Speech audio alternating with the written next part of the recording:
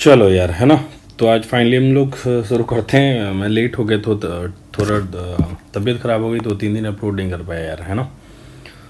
Sorry.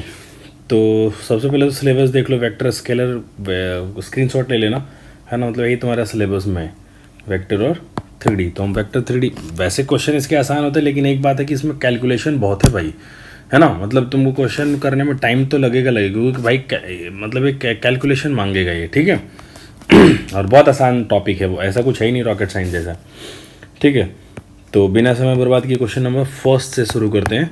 और side में मैं लिख ही देता हूँ, पता है आपको कि 2024 में आया हुआ सवाल है। पहला सवाल ही क्या है कि ABC are 3 vector such that the A vector plus B vector इसका है 0 वेक्टर के बराबर, है ना। Where A vector and unit vector, तो है ना, एक इन्फॉर्मेशन यहाँ से मिला और यहाँ से मिला कि C वेक्टर का लेंथ जो है 2 है और ABC जो है उसका सम जो है 0 वेक्टर है। तो फाइंडिंग मतलब एंगल फाइंड करना है क्या कि बी और सी के बीच में। तो इसमें कैच क्या है, इस क्वेश्चन में कैच क्या है कि जब भी तुमको ना कोई बोले ना कि एंगल फाइंड करना हो, जैसे जब भी तुमको कोई बोले ना कि एंगल फाइंड करना हो ए और बी या कुछ भी, जैसे मान लो ए और बी में, तो तुम दिमाग में तुरंत जाना चाहिए कि ए डॉट बी कैसे बन जाए। अगर कोई बोले कि सी और डी के बीच में एंगल फाइंड करो, सी वेक्टर और डी वेक्टर के बीच में एंगल फाइंड करो, तो तुम्हारे दिमाग में छपना चाहिए कि कैसे भी करके हम सी डॉट डी जनरेट कर लें, ठीक है ना। ये तो क्वेश्चन का कैच बस यही है, ठीक है। तो अब क्वेश्चन शुरू करते हैं। तो तुम देखो जरा ध्यान से, क्या लिखा था कि A vector plus B vector plus C vector बराबर क्या दिया हुआ था उन्होंने, 0 वेक्टर, है ना। तो अगर अब हमको क्या चाहिए कि बी प्लस सी को एक साथ लिखना है, क्यों रखना है, कैच क्या है कि बी डॉट सी कैसे भी जनरेट करना है हमको। तो बी प्लस सी वैक्टर बराबर हमने इधर क्या लिख दिया, माइनस का ए वेक्टर। अब जब इक्वल है तो इसका लेंथ भी वेक्टर का सेम होना चाहिए, तो इसका आगे क्या कर दिया हमने, taking modulus on both side, ठीक है। तो taking modulus on both side किए तो क्या है, माइनस ए वेक्टर का मॉड निकालो चाहे ए वेक्टर का मॉड निकालो, बात बराबर है। अब क्या कर दो तुम, स्क्वायरिंग ऑन बोथ साइड। ऐसा क्यों कर रहे हैं पता है तुमको, क्योंकि अपने दिमाग में चल रहा है कि B dot C, B plus C का डॉट, बी और सी के बीच में डॉट प्रोडक्ट कैसे भी हम क्रिएट कर लें, ठीक है। तो वो सब दिमाग वहीं से चल रहा है, तो ये चीज़ें हम यहाँ पे लिख देते हैं, ठीक है। अब एक चीज़ तुमने देखा क्या होगा कि ये डॉट, ये जो है ना, ये होता है मॉडुलस ऑफ ए स्क्वायर, याद होगा तुमको, है ना, ठीक है। तो अब उसका इस्तेमाल करके इधर अपन क्या लिख कर दें कि बी प्लस सी वैक्टर का जो डॉट प्रोडक्ट होगा ना, इसको ऐसे लिख सकते थे कि B plus C dot B plus C. अब डॉट डॉट तो कुछ तो क्रिएट हो गया, ठीक है। और इसको भी चाहें तो लिख दें ए डॉट ये, ठीक है। अब एक चीज़ और तुम जानते थे क्या कि ए प्लस बी वैक्टर है ना, इसका डॉट प्रोडक्ट ले लो किसी के साथ, इसी के साथ, ये प्लस बी वैक्टर के साथ, तो इसको क्या आ जाता था, modulus of A square plus modulus of B square plus 2a dot B, है ना। ये हमारा काम हो गया। तो मतलब इस चीज़ को मैं अगर एक साथ लिखूँ तो क्या लिख दूँ, यहाँ पे लिख देता हूँ मैं फार्मूला सारा, ठीक है। यहाँ पे लिख दिया हमने कि भाई इसका इस्तेमाल करेंगे, ठीक है। तो यहाँ पे किया तो क्या हो गया कि बी वेक्टर का मॉडुलस प्लस सी वेक्टर का modulus plus 2b vector dot C vector बराबर, ठीक है, मॉडुलस ऑफ, वापस से लिख देते क्योंकि अपने पास इन्फॉर्मेशन क्या क्या थी। और तो इस चीज़ को मैं यहाँ पे लिखता हूँ, देखो ध्यान से देखो क्या क्या इन्फॉर्मेशन था हमारे पास कि मॉडुलस ऑफ ए जो था ना वो मॉडुलस ऑफ बी के बराबर था, क्योंकि वो यूनिट वेक्टर है, यूनिट वेक्टर का लेंथ कितना होता है 1, ठीक है। और मॉडुलस ऑफ सी वेक्टर जो था उसका लेंथ कितना दिया हुआ था 2। तो इस इंफॉर्मेशन को भी यूज़ करके अगर चाहे तो यहाँ पे क्या कर दिया 1, और मॉडुलस ऑफ सी स्क्वायर किया तो यहाँ पे क्या आ गया मेरे भाई 4, और इधर क्या आ गया 2 इंटू बी डॉट सी, और इधर क्या आ गया 1, ठीक है। सो दिस इम्प्लाइज, अब यहाँ पे हमने क्या कर देते हैं, इसी से नीचे नहीं लिखूंगा मैं, ठीक है। इसी को मैं थोड़ा सा आगे बढ़ा देता हूँ क्योंकि अपने पास जगह बहुत ज़्यादा नीचे है नहीं, ठीक है। मैं चलो ऐसे मान के इधर कर लेता हूँ, ठीक है। तो अपन क्या आ गया कि 2 इंटू बी डॉट सी बराबर क्या आ गया अपने पास, ज़रा ध्यान से देखो, माइनस का 4 आ गया, ठीक है। क्यों, 1 से 1 कैंसिल हो गया था, ठीक है। यानी दिस इम्प्लाइज, ठीक है, this implies B dot C बराबर क्या आ गया है, माइनस का 2। कोई दिक्कत है तो बताओ, ठीक है। इतना तो अपने पास हो चुका कि भाई ये इन्फॉर्मेशन हमारे पास आ चुका। अब बी डॉट सी को क्या लिख सकते थे तुम, बी डॉट सी को लिख सकते थे modulus of B into modulus of C, ठीक है, इंटू कॉस थीटा बराबर -2। और थीटा क्या है? थीटा बी और सी के बीच का एंगल है ना? यही चाहते थे हम, ठीक है। थीटा क्या? बी और सी के बीच का एंगल। तो मॉडुलस ऑफ बी क्या था? 1, और मॉडुलस ऑफ सी क्या था मेरा भाई? 2, और ये क्या था? कॉस थीटा बराबर -2। Done. So this implies cos theta की जो वैल्यू आ गई वो क्या आ गई? -1। सो दिस इम्प्लाइज थीटा क्या आ गया? 180। इसमें अगर कोई तुमको परेशानी है तो बताओ, ठीक है। तो ये हमारा क्या हो गया? Question number first. So the answer is 4th। Done. चलो अब question number second. Question number second में क्या बोल रहे वो कि the direction cosine of the line which is perpendicular to the line with direction ratio this and this. तो यार ना इसमें कैच क्या है? इस क्वेश्चन में कैच क्या है ये समझो। मतलब हर क्वेश्चन में हमारा टारगेट होता है ना कि भाई उसका मोटिव क्या है, मतलब उसमें कौन सा थ्योरी या कौन सा कॉन्सेप्ट यूज हो रहा है ना। प्रीवियस ईयर तुम इसलिए कर रहे हो ताकि तुम वहीं से देखो कि वो किस पैटर्न पे क्वेश्चन पूछ रहा है और किस कॉन्सेप्ट पे क्वेश्चन पूछ रहा है। तो इस क्वेश्चन का कैच क्या था मैं बता तो बोल रहा हूँ, ध्यान से सुनना। पहले तो एक बात मैं बोल रहा हूँ वो सुनो कि अगर ए वेक्टर है ना, अगर मान लो कोई ए वेक्टर है वो परपेंडिकुलर है, ठीक है। परपेंडिकुलर ऐसे मैं लिखता हूँ, परपेंडिकुलर है वो मान लो सी वेक्टर के, ठीक है। और एंड इसके साथ साथ एक चीज़ और मैं बोल रहा हूँ कि बी वेक्टर है ना वो भी परपेंडिकुलर है किसके? सी वेक्टर के। आ रही बात समझ में? Then so this implies C vector जो हमेशा आएगा ना वो किस फॉर्म में आएगा? ए क्रॉस बी के फॉर्म में रहेगा। मतलब ए क्रॉस बी जो होगा, और आगे बस लेमडा इसलिए लिख रहा हूँ मैं क्योंकि उसका ना लेंथ और वो बाकी माने ऊपर है नीचे वो डिसाइड करेगा लेमडा। लेकिन एक बात तो कंफर्म है कि ये दोनों का क्रॉस प्रोडक्ट का जो बिहेवियर होगा वही सी वेक्टर का बिहेवियर होगा। क्यों? क्योंकि जैसे ये देखो ये वेक्टर है हमारे पास, देखो है ना, और ये हमारे पास बी वेक्टर है, ठीक है। तो थंब रूल से देखोगे, मतलब तुम अब मेरे पास क्या यार, मैं ऑडियो से सिर्फ पढ़ा रहा हूँ आपको, तो विजुअलाइज नहीं करा पाऊंगा। जिस दिन डिजिटल बोर्ड होगा उस दिन मैं बता देता आपको कि देखो सी वेक्टर इधर कैसे आ रहा है ना। तो ये क्रॉस बी निकालने पे क्या होता है? सी वेक्टर उसके क्या हो जाता है? ए और बी के हमेशा क्या होता है? परपेंडिकुलर मिलता है, ठीक है। तो बस इतनी सी बात है। मतलब तुम अगर नहीं भी समझ में तो तुम ऐसे समझो कि एक जो है अगर सी के परपेंडिकुलर और बी भी सी के परपेंडिकुलर है तो सी हमेशा क्या होगा? ए क्रॉस बी के फॉर्म में होगा और इनटू लेमडा होगा, ठीक है। लेमडा क्या है यहाँ पे? स्केलर क्वांटिटी, ठीक है। तो ठीक है भाई। अब लाइन L1 के पास इन्फॉर्मेशन तुम्हारे पास क्या था कि लाइन L1 जो है उसका डायरेक्शन रेशियो क्या था? 1, -2, और ये क्या हम लिख रहे हैं? डायरेक्शन रेशियो लिख रहे हैं, ठीक है। और L2 का जो डायरेक्शन रेशियो था वो क्या था? 0, 2, 1। और L3 अपने पास क्या है कि L3 इज परपेंडिकुलर, मतलब L3 का हमको डायरेक्शन रेशियो पहले फाइंड करना है। हमारा टारगेट क्या है कि L3 का डायरेक्शन रेशियो हमको फाइंड करना है, ठीक है। तो हमने और इन्फॉर्मेशन क्या है कि L3 is perpendicular to L1 and L3 is also perpendicular to L2। तो कंफर्म क्या हो गया कि इसको नाम अगर 1 मिनट के लिए तुम बोल दो, इसको बोल दो ए वेक्टर और इसको बोल दो तुम 1 मिनट के लिए बी वेक्टर, और हम इसको नाम देते हैं कि जो हमको फाइंड करना है उसको हमने बोला हुआ है सी वेक्टर, ठीक है।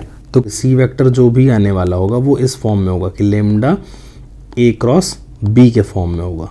डन, ठीक है। तो सी वेक्टर के लिए पहले सबसे पहले काम क्या करोगे तुम कि हमारा अब इंटरेस्ट किस में हो गया? ए क्रॉस बी फाइंड करने में। तो ए क्रॉस बी फाइंड किया तो ऊपर में आई कैप, नीचे कैप और के कैप, ठीक है। फिर क्या हो गया? 1, -2, फिर क्या हो गया? 0, 2 और 1। अब इसको तुमने सॉल्व किया तो क्या आ गया? आई कैप है ना, -2 प्लस का 4, ठीक है, माइनस जे कैप, फिर क्या हो गया? 1 - 0 प्लस के कैप 2 - 0। डन, इसमें कोई दिक्कत नहीं। तो यहाँ से क्या आ गया तुमको? डायरेक्शन रेशियो क्या मिल गया? डायरेक्शन रेशियो तुमको मिल गया यहाँ पे 2, -1 और 2। एक बात तो कंफर्म हो गई, ठीक है। हम लोगों ने क्या फाइंड कर लिया? ए क्रॉस बी फाइंड कर लिया, 2, -1 और 2, ठीक है। तो अब हमारा सिर्फ क्या हो गया? अब हमसे उसने क्वेश्चन में क्या पूछा है कि डायरेक्शन कोसाइन पूछा है, डायरेक्शन रेशियो नहीं पूछा उसने, है ना। तो डायरेक्शन रेशियो को डायरेक्शन कोसाइन में तुरंत बनाने के लिए क्या करोगे? क्या करोगे बताओ जल्दी से। तो तुम सबसे पहले काम क्या करोगे कि इसका जो है ना मैग्नीट्यूड उससे डिवाइड कर दोगे, यानी 2 का स्क्वायर प्लस 1 का स्क्वायर प्लस 2 का स्क्वायर, और ये देखो क्या आ रहा है? ये आ रहा है 3। तो तुम क्या करोगे, डायरेक्शन कोसाइन निकालना था तुम्हारा, है ना। तो सी वेक्टर का जो डायरेक्शन रेशियो था वो तो तुमको मिल गया था, मतलब यानी direction ratio of C vector क्या था, 2, -1, 2।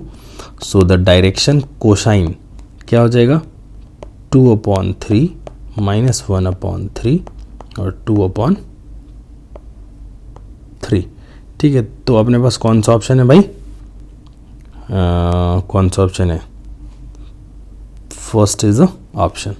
ठीक है, चलो तो हम लोग क्वेश्चन नंबर 3 शुरू करते हैं। ठीक है, तो क्वेश्चन नंबर 3 में क्या बोल रहे हैं वो कि the unit vector perpendicular to each of the vector A vector plus B vector and A minus B vector where A vector, अच्छा ए वेक्टर बी वेक्टर दिया हुआ है ना। तो सबसे फर्स्ट काम क्या कर दो कि अपने को अच्छा फाइंड क्या करना है, कैच ऑफ द क्वेश्चन क्या है कि एक वेक्टर है जो इसके भी परपेंडिकुलर है, ए प्लस बी वेक्टर को भी चलो एक मिनट के लिए हम लोगों ने बोल दिया कि सी वेक्टर है, और ए माइनस बी वेक्टर के भी परपेंडिकुलर है उसको हमने बोल दिया कि डी वेक्टर है। ठीक है, तो हमने बोला कि एक वेक्टर है जिसका नाम है ई वेक्टर, ठीक है, which is perpendicular to C vector. ठीक है, and E vector is also perpendicular to D vector. So this implies क्या हो जाएगा कि ई वेक्टर जो भी मिलेगा ना वो किस फॉर्म में होगा, लेमडा इंटू सी क्रॉस डी के फॉर्म में होगा। ठीक है, तो हमारा टारगेट के सबसे पहले क्या है, अच्छा पहले तो कैलकुलेशन सी वेक्टर फाइंड कर लो, है ना। तो सी वेक्टर तुम अगर फाइंड करने गए तो तुमको क्या आ गया, सी वेक्टर एक और एक जोड़ दिया तो 2। अच्छा देखो मैं एक काम और मैं बताता हूँ समय बचाने के लिए यार, मैं जैसे मान लो कि आई कैप प्लस 2j कैप है ना प्लस 3k कैप, ऐसे नहीं लिख के ना मैं इसको लिखूंगा 1 2 3, तो तुम अपने आप समझना है कि क्या लिखा हुआ है। जैसे मान लो अगर मैंने बोला कि 2 3 4 लिखा है तो तुम समझ जाना कि 2i कैप ये लिखा है, 2i कैप। मैं इन जनरली अब सब बता दूँ क्योंकि कैल्क बहुत बार बार लिखना पड़ता है और एग्जाम में भी ये वे मत लिखा करो, अब टाइम खराब होगा तुम्हारा। 4k कैप, ठीक है, मतलब यार इतना लिखने में टाइम वेस्ट हो ना। आई एक तो आई लिखो फिर उसमें कैप बनाओ, इसमें समय जा रहा है, जे लिखो फिर कैप बनाओ, समय जा रहा है। ठीक है, तो उसको सिंपली हम लोग 2 3 4 बोल देंगे तो तुमको ऑटोमेटिकली समझना है 2i cap plus 3j cap plus 4k cap. ठीक है, डन। वो चीज़ मैं अब नहीं लिखूंगा, तो मैं सी से ही शुरू करता हूँ। तो सी में क्या किया,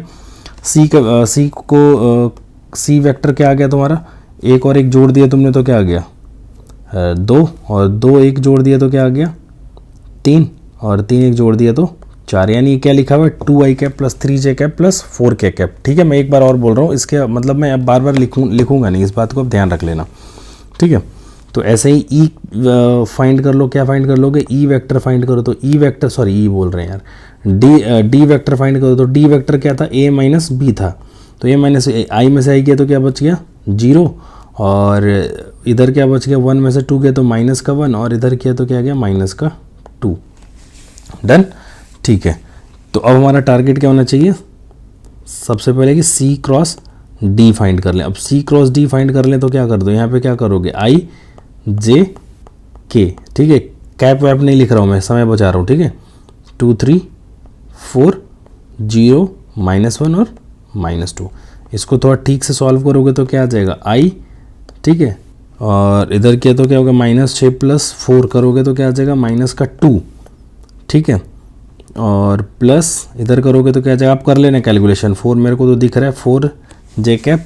ठीक है, और -2k कैप। ठीक है, मैं यहाँ पे भी कैप है यार, मतलब तुम समझो ना। ठीक है, अपने ऑटोमेटिकली समझते रहना, इतना एक्सप्लेन नहीं करना पड़े मेरे को। ठीक है, यानी सी क्रॉस डी जो आया है वो क्या आया है, इसको हम लोग ऐसे लिख दें फिर से, सी क्रॉस डी जो आया है वो क्या आ गया है, एक तरह से हम लोग यहाँ पे इसको थोड़ा ठीक से लिख दें तो ऐसे ही लिख दें कि सी क्रॉस डी जो था वो आ गया है -2 4 और -2। अब हमने क्या बोला हुआ है, क्या बोला हुआ है भाई कि ई वेक्टर जो भी होगा, ई वेक्टर है ना, वो लेमडा -2 4 और -2 इस फॉर्म में होगा। ठीक है, डन। अब तुम इसमें से -2 को और बाहर निकाल दो, तो 2 को चलो तुम माइनस से डर रहे हो तो तुम 2 निकाल दो बाहर, तो 2 लेमडा अंदर क्या बच गया 1 2 और -1। डन। ठीक है, अब हमारा टारगेट क्या था, ठीक है, वो बोल रहा था कि यूनिट वेक्टर परपेंडिकुलर, मतलब ई वेक्टर जो है ना वो ई वेक्टर तो हमने फाइंड कर लिया, तो ई वेक्टर का जगह पे हम लोग क्या फाइंड करें, इसका मैग्नीट्यूड 1 कर दें ई वेक्टर का, तो ई वेक्टर का मैग्नीट्यूड 1 करने का मतलब क्या है, ई कैप फाइंड कर लें। ठीक ठीक है। तो ई कैप फाइंड करना हमारा टारगेट हो गया, अब है ना, हमारा टारगेट क्या हो गया, ई कैप फाइंड करना। तो ई कैप फाइंड करने के लिए तुम सबसे पहले क्या करोगे, ई वेक्टर का क्या निकाल दोगे, बताओ, ई वेक्टर का लेंथ निकाल दोगे, ठीक है, उससे डिवाइड कर दोगे तो क्या आ जाएगा, ई कैप आ जाएगा।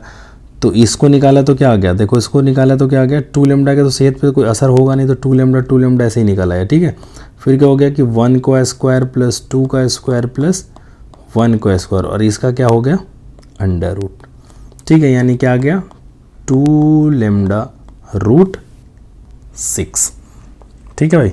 अब ई कैप क्या होता है, बी कैप बताओ, ई कैप क्या होता है, कुछ नहीं, ई कैप तो बहुत आसान है, E vector divided by modulus of E vector. Unit vector के लिए क्या करते हैं, उसके मैग्नीट्यूड से डिवाइड कर देते हैं तो यूनिट वेक्टर मिल जाता है। अब ठीक है, 2 लैम्डा से 2 लैम्डा खत्म हो गया तो क्या आ गया, -1 अपॉन रूट 6, है ना, 2 अपॉन रूट 6 और माइनस अपॉन रूट 6, 1 अपॉन, ठीक है, ये आ गया। अब इसको क्या है, आई जे के कर लेना, है ना, ये क्या है, -1 अपॉन रूट 6 आई कैप प्लस 2 रूट 6 जे कैप, है ना, -1 अपॉन रूट 6 के कैप। तो कौन सा ऑप्शन है, 4th। क्वेश्चन नंबर 4 में देखो तो क्या उन्होंने पूछा हुआ है कि the distance between the line, ठीक है, ये एक लाइन दिया हुआ और एक लाइन दिया हुआ, ठीक है मेरे भाई। तो तुम्हारा सबसे पहले इसमें कैच क्या होना चाहिए, जब भी लाइन दो डिस्टेंस पूछे तो पहले कहीं चेक करोगे कहीं वो A vector plus lambda B vector के फॉर्म में तो नहीं है ना, या A1 दे दो, या फिर ये देख लो कि कहीं वो पैरेलल, तो मेरे बोलने का मतलब है कहीं वो पैरेलल तो नहीं है वो line A2 plus lambda B vector, मतलब है ना, अगर इस टाइप का होगा तो वो लाइन पैरेलल है। जैसे अगर L1 L2 के पैरेलल है तो L1 कैसा है, किस फॉर्म में, A1 plus lambda B vector और A2 plus mu B vector, है ना, L2। तो डिस्टेंस क्या हो जाए, डिस्टेंस फार्मूला से निकाल दो सीधा, है ना, B cross A2 minus A1 और उसके मैग्नीट्यूड से उसमें क्या कर दो, डिवीजन कर दो, है ना। तो ये हमारा डिस्टेंस फार्मूला है, जब दो लाइन पैरेलल हो। तो अब देखो भाई हमारे पास लाइन 1 क्या था, ये था। अब इसी को जरा ध्यान से देखो, इसी में से कैसे है ना, 2 को जरा बाहर निकाल लो, तो 2 म्यू जब किया ना तो अंदर ही क्या बच गया, 2 3 6 बच गया कि नहीं बच गया, है ना, यानी L1 और L2 आपस में क्या है, पैरेलल है, ठीक है, यानी L1 पैरेलल टू L2, ठीक है। अब तुम्हारे पास क्या है कि A2 माइनस A1 जरा कर लो, तो A2 माइनस A1 क्या, इसमें भाई A2 तुम्हारा क्या था, ये था, इसमें से इसको माइनस कर दो तो तुम्हारा ये मिल गया, ठीक है। अब B वेक्टर क्या था, 2 3 6, ठीक है। अब तुम्हारा टारगेट क्या होना चाहिए कि B cross A2 minus A1 find कर ले, है ना।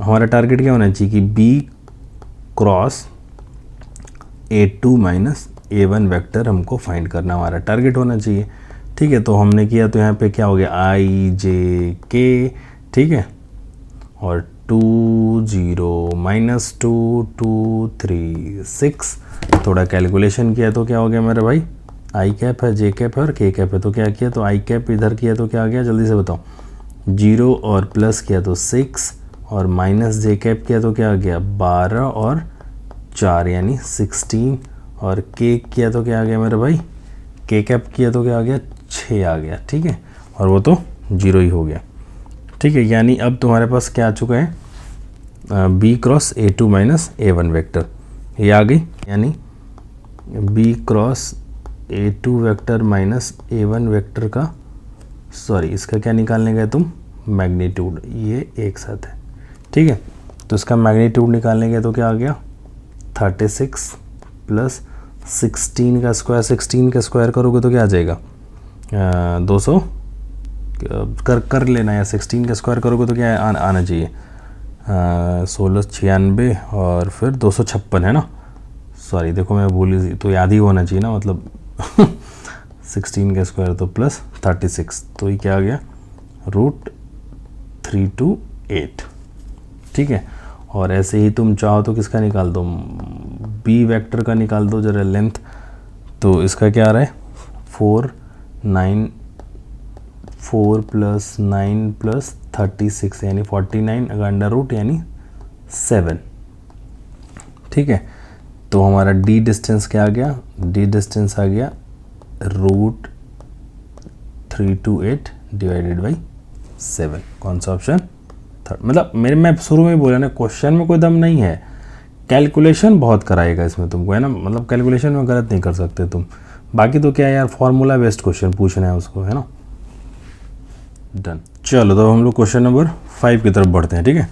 तो क्वेश्चन नंबर 5 में देखो जरा क्या है। क्वेश्चन नंबर 5 में उन्होंने क्या बोला हुआ कि the angle between the two line whose direction ratio are given. देखो जब भी डायरेक्शन रेशियो गिवन हो ना, तो हम डायरेक्शन रेशियो से सिर्फ एंगल तो नहीं निकालेंगे। क्या निकालते हैं? जब हमको हमारे पास डायरेक्शन कोसाइन पड़ता हो, है ना। तो डायरेक्शन कोसाइन पता हो, मतलब एक लाइन का direction cosine L1 M1 N1 हो और दूसरे लाइन का L2 M2 N2 हो, तो कॉस थीटा बराबर क्या आ जाता है? L1 into L2 plus M1 into M2 plus N1 into N2, है ना। ये हमारा फॉर्मूला था, ठीक है। डायरेक्शन रेशियो का कोई फॉर्मूला नहीं है एंगल निकालते समय, ठीक है। वो वेक्टर में वैसे तुम चाहो तो कर सकते हो, लेकिन वो वेक्टर फॉर्म में होना चाहिए था तुमको, है। समझ रहे हो ना मेरी बात, मैं क्या बोल रहा हूँ? जब दो लाइन ऐसे कुछ लिखा हुआ हो तो इसमें ऐसे नहीं कुछ कर सकते, है ना। इसमें तुमको क्या हो, अगर डायरेक्शन रेशियो पता हो तो तुमको डायरेक्शन कोसाइन फाइंड करना है, उसके बाद फॉर्मूला लगा देना। सिंपल सा गणित है, ठीक है। कहीं कोई इफ बट इसमें है ही नहीं, ना कोई रॉकेट साइंस है। तो सबसे पहले L1 हमारे पास जो दो लाइन था ना, उसका डायरेक्शन रेशियो देखो, एक का क्या दिया हुआ है 1, 1, -2, और ये क्या है हमारा डायरेक्शन रेशियो। तो डायरेक्शन कोसाइन के लिए क्या करोगे? इसका मैग्नीट्यूड निकाल दो। इसमें तो क्या हो गया, 1 का x स्क्वायर करोगे, फिर 1 का स्क्वायर किए तो, या 2 का स्क्वायर किए तो क्या आ गया? √6, यानी डायरेक्शन कोसाइन ऑफ L1 का डायरेक्शन कोसाइन क्या आ गया? 1/√6, 1/√6, -2/√6। ये तो ये हो गया। अब ऐसे ही L2 का निकाल दो। L2 का क्या दिया हुआ था उन्होंने? √3 - 1, और क्या क्या दिया हुआ है? -√3 - 1 और -4। तो सबसे पहले इसका वो निकाल दो तुम, क्या इसका वो मैग्नीट्यूड निकालने की कोशिश करो। तो क्या अंडर रूट में करोगे तो क्या हो जाएगा, ठीक है। √3 - 1 का स्क्वायर किया तो क्या हो गया? 3 + 1 - 2। इतना कैलकुलेशन आपका तेज होना चाहिए ना। और प्लस इसको किया तो क्या हो गया? माइनस माइनस कुछ है ही नहीं फ़र्क। तो इसका √3 का किया तो क्या? 3, और ये +1, और ये क्या आ गया? प्लस का 2√3, और प्लस क्या हो गया? 16। तो इससे ये तो हो गया कैंसिल, और 16 और 4 हो गया तुम्हारा 20, 20 और 4 24, 24 को √24 को तुम क्या लिख सकते हो? 2√6, ठीक है। सो इसका क्या आ गया मेरे भाई? L2 का क्या आ गया? √3 - 1/2√6, -√3 - 1/2√6, और -4/2√6। ऐसे लिख लिया तुमने, ठीक है। अब कॉस थीटा बराबर निकाल दो। अब कॉस थीटा निकालने के तो तुमको क्या मिल गया? कॉस थीटा निकाल दो। तो कॉस थीटा किया तो क्या आ गया? कैलकुलेशन करो थोड़ा बहुत, है ना। तो कैलकुलेशन किया तो क्या आ गया मेरे भाई? कॉस थीटा का कैलकुलेशन करोगे तो क्या कर दोगे तुम? L1 इसका इससे मल्टीप्लिकेशन करो। तो इसका इससे मल्टीप्लिकेशन करो तो देखो √6 से √6 क्या होगा? नीचे आ जाएगा 12, है ना। और ऊपर तो कुछ है ही नहीं, तो क्या हो जाएगा? √3 - 1/12 प्लस, कोई दिक्कत है तो बताओ मेरे भाई, है ना। और इसमें भी करोगे तो क्या हो जाएगा? -√3 - 1/12 प्लस माइनस माइनस कर दोगे तो प्लस हो गया, यानी ऊपर में हो जाएगा 8 और नीचे क्या हो जाएगा? 12। डन। कोई दिक्कत है तो बताओ। अब इसको पूरे को कैलकुलेशन करोगे तो क्या हो जाएगा? 12 LCM ले लो तो इससे ये चला जाएगा, और -1 - 2, और 8 में से 6 2 गया तो 6, और नीचे क्या है? 12। यानी इसको करोगे तो क्या आ गया? हाफ, यानी थीटा की वैल्यू क्या आ गई? π/3, ठीक है। So first is the option. एक तो ये हो गया, ठीक है। डन। अब क्वेश्चन नंबर 6 के तरफ बढ़ो। 6 तो देखो बहुत ही आसान सवाल पूछ लिया उन्होंने कि a - b.a + b ऐसे कुछ दे दिया ना, तो ठीक है भाई। a - b, जैसे a वेक्टर माइनस क्या दिया उन्होंने? b वेक्टर, इसका डॉट प्रोडक्ट लिया हुआ है a vector plus b vector बराबर 27। एक तो रिजल्ट में ही याद रखो, है ना, क्या होता है? Magnitude of a square minus magnitude of b square, और ये क्या है? 27। और a का क्या दिया हुआ उन्होंने कि भाई हम जो हैं वो इसके बराबर हैं, 2b के बराबर। तो इसका मैग्नीट्यूड इसका उससे कर दो, इसका स्क्वायर कर दो फिर, तो यहाँ से कर दो। ये तो मतलब ये कुछ करना नहीं यार, मैं सिंपल ऐसे ही कैलकुलेशन कर रहा हूँ। तो ये 2 2 किया तो 4 में से b चला गया, 1 चला गया तो क्या हो गया? 3, यानी 3 है ना। इसको अगर मेरे को बोलो कि इसको डिस्कस करो तो मैं इसमें क्या डिस्कस करूँ, डिस्कस करने लायक हो तब तो करूँ मैं।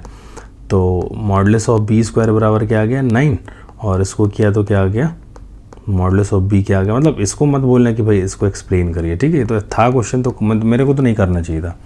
3, तो कौन सा ऑप्शन हो गया फर्स्ट, ठीक है। अब कौन सा है 7। अब 7 में ना नोटिस करो कि एरिया ऑफ पैरेललोग्राम अगर ना एडजेसेंट साइड दिया हुआ है तो क्या हो जाता है, ए क्रॉस बी। मतलब अगर दो ए दिया हुआ है साइड्स, दोनों एडजेसेंट साइड दिए तो एरिया क्या होता है, सिंपल ए क्रॉस बी होता है, ठीक है।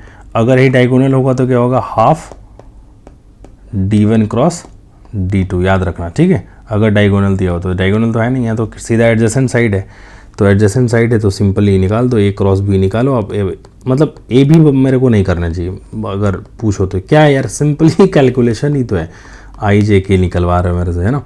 2 - 1 और 5 2 ये मतलब मेरा क्या है कैलकुलेशन का 20 मतलब 7-8 साल 10 साल का मान लो मैं 10 साल से कर रहा हूँ। अच्छा मैथ्स तो मैं बहुत पहले से कर रहा हूँ, 20 साल से कर रहा हूँ, तो समझो कि मेरा कैलकुलेशन का प्रैक्टिस हो रहा है और कुछ तो हो नहीं रहा है ना। तो इधर किया तो मेरा -2 -5 मेरे तो तुरंत जाएगा -7 आई कैप। तुम अपना कैलकुलेशन देखो कि तुम्हारा तेज है क्या, 4 में से 10 गया तो क्या हो गया -6, है ना, और माइनस प्लस हो गया, तो मेरा तो एक मिनट में ऐसे आ गया +6, ठीक है। और इधर किया तो 2 और 2 4, और इधर क्या आ गया तो 4 के कैप, डन। यानी अब इसका भाई मॉडुलस निकाल दो, ए क्रॉस बी का जो होगा इसका मॉडुलस क्या आएगा 49 और 36 और फिर 16, तो अंडर किए तो क्या हो गया 915 101, ठीक है, डन। तो कौन सा option, second is the option, done. चलो तो हम लोग बढ़ते हैं क्वेश्चन नंबर 8 की तरफ। अब क्वेश्चन नंबर 8 में क्या पूछा उन्होंने कि एंगल बिटवीन 2 लाइन पूछ लिया, ठीक है। या तो कुछ नहीं, एंगल बिटवीन मान लो जैसे 2 लाइन होता है, एक लाइन हमने बोला कि आर वेक्टर हमारे पास ना a + λ p वेक्टर है ऐसे मान लो, और दूसरा जो लाइन का इक्वेशन है ना वो ऐसे है मान लो कि r बराबर जो है हमारे पास है वो ऐसे है कि मतलब b vector + mu q vector. अरे भाई तो दो बीच के एंगल क्या डायरेक्शन लाइन का कौन देता है, देखो याद मत करो यार, मान लो फॉर्मूला याद है, फॉर्मूला क्या याद करना भाई, इसके लिए कोई फॉर्मूला याद नहीं करना। देखो कैसे कि इसका मतलब इसका मीनिंग क्या होता है, वेक्टर + λ p वेक्टर का मीनिंग भी तो समझा करो कभी कभी। वो क्या बोल रहा है कि लाइन जो है ना ए पॉइंट से पास कर रहा है और p वेक्टर के डायरेक्शन के तरफ है। तो अगर मान लो p वेक्टर का डायरेक्शन मान लो जैसे ऐसे अगर आ जाए तो फिर लाइन को भी ऐसे जाना पड़ेगा, ठीक है। तो डिसाइड कर डायरेक्शन कौन करता है लाइन का, ये है ना, ये। तो इन दोनों के बीच में जो एंगल होगा वही लाइन के बीच का एंगल होगा। तो उन दोनों बीच के एंगल निकालने का मतलब क्या है, इसको हमने बोल दिया है P और इसको बोल दिया हमने, इसको बोल दिया P और इसको बोल दिया Q, है ना। तो हम लोग एंगल साफ साफ पता है कि P और Q के बीच में अगर एंगल निकालना हो तो मैं अभी भी बोला था डॉट प्रोडक्ट पे जाओ, यानी P डॉट Q निकालने का प्रयास करो। तो P डॉट Q क्या होता है, P डॉट Q क्या होता है, मॉडुलस ऑफ P है P vector modulus of Q vector into cos theta, है ना। फॉर्मूला मत याद करो भाई, है ना। और P हमारे पास क्या था मेरे दोस्त, तो P था 4 6 और 12, ठीक है। और Q क्या था 5 8 और -4, तो ठीक है। अब मॉडुलस ऑफ P अगर चाहो तो तुम यहीं पे निकाल दो, मॉडुलस ऑफ P भी निकाल दो ना, क्या दिक्कत है। मॉडुलस ऑफ P निकाल दो तो क्या आ गया 16 36 और 144, ठीक है। 16 36 144 करोगे तो क्या आ जाएगा, कर लेना आप, है ना, मेरे को तो पता ही 14 आ जाएगा, है ना। तो इतना तो थोड़ा बहुत ना याद भी रखा करो, नहीं है तो फिर कैलकुलेशन करो, ठीक है। अब इसको जोड़ोगे 256 आएगा, है ना, कर लेना। तो Q वेक्टर निकालोगे तो क्या आ जाएगा, Q वेक्टर का मैग्नीट्यूड निकालोगे तो क्या हो जाएगा, जैसे 25, ये क्या हो गया 64 और ये क्या हो गया 16। तो साफ साफ यहाँ से क्या पता चल रहा है कि √5 4 9 6 नहीं, ये कुछ नहीं आएगा 105, ठीक है। 6 2 8 1 9 105, ठीक है, डन हो गया। अब P डॉट Q क्या है यार, अब P डॉट Q क्या 5 में 4 से मल्टीप्लाई करो तो 20, और 20 में 48 8 6 48 और -48, ठीक है। और ये क्या आ गया 14 इंटू √105 इंटू कॉस थीटा। तो कॉस थीटा बराबर क्या आ गया मेरे भाई, कॉस थीटा बराबर क्या आ गया 20 divided by 14 under root 105। Done, यानी क्या आ गया 10 डिवाइडेड बाई 7 अंडर रूट 105, यानी थीटा की वैल्यू क्या आ गई कॉस इनवर्स 10/7 रूट 105। डन, यही आंसर ऑप्शन मिला लो। चलो तो हम लोग बढ़ते हैं क्वेश्चन नंबर 9 की तरफ। तो क्वेश्चन नंबर 9 में देखो क्या है, मैच द फॉलोइंग है। अच्छा यार तुम देखो लिस्ट 1 देख के तुमको ऐसा लग रहा है कि लिस्ट 1 से कुछ लिस्ट 2 मैच हो जाएगा, एकदम नहीं भाई। लिस्ट 1 में तो यार सिंपल ऐसे दिया हुआ है मैंने, क्वेश्चन क्या है लिस्ट 2 को पढ़ो तुम, तो लिस्ट 2 को पढ़ोगे तब जाके इधर मिलेगा, है ना। और सबसे पहले जो पढ़ा ऑप्शन पढ़ो, तो वेक्टर पर मतलब मैं बार बार बोलता हूँ कि जब भी मैच द फॉलोइंग क्वेश्चन करो ना, मतलब मेरा ट्रिक है जो सबसे आसान वाला क्वेश्चन है सबसे पहले उसको सॉल्व किया करो। जैसे मान लो ये ऑप्शन को मैं क्यों नहीं करना चाहता हूँ कि ये वेक्टर परपेंडिकुलर टू बोथ, मतलब ये इसके भी परपेंडिकुलर इसके भी परपेंडिकुलर, यानी इसको अगर ये बोला इसको बी बोला तो ए क्रॉस बी निकालना पड़ेगा, तो मेहनत लगेगा मेरे को। तो दूसरा वाला पार्ट जैसे ही पढ़ेंगे ना कि डायरेक्शन रेशियो क्या है -2,1,2 है, तो ये वाला देखो मेरे को क्यों आराम मिल रहा है। तो अब हम नोटिस क्या कर रहे हैं इसमें, हम नोटिस क्या कर रहे हैं वो जरा ध्यान से देखो यार। एंगल इधर जो 1 है ना, 1 का दुगना तो इधर है और इधर क्या है, इधर भी दुगना लेकिन बस माइनस का साइन है। मतलब पहले तो क्या करेंगे कि बीच में जो है ना, बीच में जो पोर्शन है उसका अगल बगल दुगना होना चाहिए, साइन वाइन बाद में डिसाइड करेंगे। तो बीच का पोर्शन यहाँ पे देखो, बी फर्स्ट ही ऑप्शन देखो ध्यान से, बीच का पोर्शन देखो और दुगना इधर मिल गया दुगना, अब साइन डिसाइड करो। तो तुम अगर ध्यान से देखो तो फर्स्ट वाला ना तुम डायरेक्ट लिखो तो लिखोगे तो क्या है, फर्स्ट ए ऑप्शन को जरा ध्यान से लिखो तो क्या लिखा तुमने 4 -2 और माइनस का 4, इसमें से -2 तुम कॉमन ले लो तो क्या दिख गया यहाँ पे -2 दिख गया, यहाँ पे सॉरी 1 दिख गया, ठीक, और यहाँ पे क्या दिख गया तुमको 2 दिख गया, है ना। तो हो गया कि नहीं हो गया, यानी ए का जो है फर्स्ट से मैच कर गया। मतलब मेरा ट्रिक समझ लो ना, मैं क्या किया लिस्ट 1 से तो जा ही नहीं सकती, तो लिस्ट 2 में क्वेश्चन है तो लिस्ट 2 में भी फर्स्ट क्यों छोड़ा, क्योंकि फर्स्ट क्वेश्चन में मेरे को टाइम ज़्यादा लग रहा है और ए ऑप्शन डायरेक्ट हमसे मैच कर गया सेकेंड ऑप्शन से।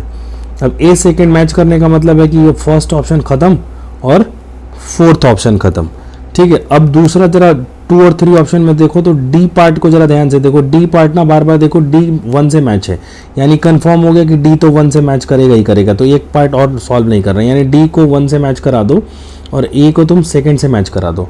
अब तुम देखो थर्ड फोर्थ में ज़्यादा आसान कौन क्वेश्चन सॉल्व करना है, एंगल निकालना भाई टफ काम है, मतलब एंगल निकालने में मेरे मेहनत ज़्यादा जाएगा। डॉट प्रोडक्ट निकालना बहुत आसान काम है ना। तो मैं किसी क्वेश्चन को पकड़ लूँगा, बी को पकड़ लिया मैंने, बी से इसका डॉट प्रोडक्ट अगर 10 आ गया तो ठीक है, तो चेक कर लेते हैं, नहीं आया तो कोई बात नहीं, नहीं आया तो सी से आ जाएगा। तो बी से डॉट प्रोडक्ट निकालते तो -4 और 2, अब इसका डॉट प्रोडक्ट किसके साथ लेना है -2, 1 और 3 के साथ, तो क्या हो गया 8 और -4 और इधर क्या हो गया 3 और 6, यानी 10 आ गया ले, है ना। तो बी किससे मैच कर गया, बी मैच कर गया 4 से। अब बी 4 का मैच करो तो क्या हो गया second is option, third solve भी नहीं किया, ठीक है। तो बस इतने पे रुक गए भाई, इससे ज़्यादा आगे नहीं करना, हमको समय नहीं खराब करना, है ना। अब क्वेश्चन नंबर 10 में देखो उन्होंने क्या पूछा हुआ है कि the equation of line passing through origin and parallel to the line this. तो ठीक है भाई, कुछ नहीं, अगर भाई अच्छा देखो मैं फिर से एक बार रिपीट कर रहा हूँ, देखो कॉन्सेप्ट अगर जहाँ तुम पढ़े हो उन्होंने ज़रूर बताया होगा तुमको कि आर बराबर लिखते हो a + λb। फिर से मैं बोल रहा हूँ, तो इसका मीनिंग क्या है कि ये पॉइंट से पास कर रहा होता है वो, ठीक है, ये वेक्टर से वो पास कर रहा होता है और बी वेक्टर उसका लाइन का डायरेक्शन देता है ना। ये वेक्टर से वो पास कर रहा होता है और बी वेक्टर डायरेक्शन देता है। फिर से मैं बोल रहा हूँ जरा फिर से देखो, ये वेक्टर हमारे ये पास मान लो ये है और इस बार बी वेक्टर का डायरेक्शन मान लो हमने ऐसे लिया हुआ है, तो लाइन का भी जो डायरेक्शन होगा ना मेरे भाई वो ऐसे होगा, यानी लाइन ऐसे बनेगा, ठीक है। डन, इतनी बात समझ में आ गई। अब उसने बोला है कि एक इक्वेशन बनाओ जो कहाँ से पास करे, ऑरिजिन से पास करे, तो हमने उसका नाम दे दिया, वो कहाँ से पास किया, ऑरिजिन से पास कर गया, तो 0 0 0 और डायरेक्शन सेम होना चाहिए, तो वो भी यही होना चाहिए 2 -1 और 7, ठीक है। तो ये आ गया, अब ऑप्शन से मैच करते हैं ना। तो फर्स्ट ऑप्शन देखो, फर्स्ट ऑप्शन इसी को अगर तुम कार्टेशियन फॉर्म में लिखो, अगर नहीं याद है तो देखो जहाँ फिर से पढ़े होगे उन्होंने बताया होगा आपको कि x - a अपॉन, जैसे मान लो x - x1 से सिखाया उन्होंने कि x - x1 अपॉन a बराबर y minus y1 upon B बराबर z minus z1 upon C बराबर अगर कोई कांस्टेंट है, मतलब क्या लाइन का इक्वेशन है, ठीक है। इसमें क्या इन्फॉर्मेशन है कि वो पॉइंट कहाँ से पास कर रहा है, x1 y1 और z1 से पास कर रहा है, और कौन से डायरेक्शन में, a b c में, मतलब ये हमारे पास x1 x2 और x3, और वो पास कहाँ से करेगा, a b c से। आगे बात समझ में, डन। अब इसको ठीक से देखो तो तुमको अपने आप समझ में आ जाएगा। इसको थोड़ा ठीक से देखो तो क्या होगा, इसी का कार्टेशियन फॉर्म लिख दो कि भाई वो पास कहाँ से करे, ऑरिजिन से, तो x minus zero zero divided by 2, y minus zero Y divided by minus 1, है ना, z माइनस जीरो जीरो, और ये तो फर्स्ट ऑप्शन तो सही है, या ये तो सही है कि ए है। और बी देखो जरा ध्यान से, बी में बस देखो बी वाला लाइन का इक्वेशन देखो तो ऑरिजिन से तो पास कर ही रहा है। बी ऑप्शन डिस्कस कर लो। बी ऑप्शन देखो जरा ध्यान से कि आर वेक्टर देखो वो पास तो कर रहा है ना, और उसमें से ना तुम क्या करो, 6 को कॉमन ले लो। 6 को कॉमन ले लिया तो अंदर क्या बच गया, 2 -1 और 7। तो देखो डायरेक्शन है ना 2 - 1 7, यानी बी ऑप्शन भी सही है, ठीक है। अब यही चीज़ तुम देखो सी ऑप्शन पढ़ो जरा ध्यान से, तो सी ऑप्शन में उन्होंने कुछ नहीं किया, यहाँ से 0,0,0 से वो तो उसका डायरेक्शन की तरफ दे रहे हैं, है ना, वहाँ तो गलत है ना, 0,0,0 से तो वो पास कर रहा है ऑरिजिन से, ठीक है। तो सी ऑप्शन गलत हो गया, ठीक है।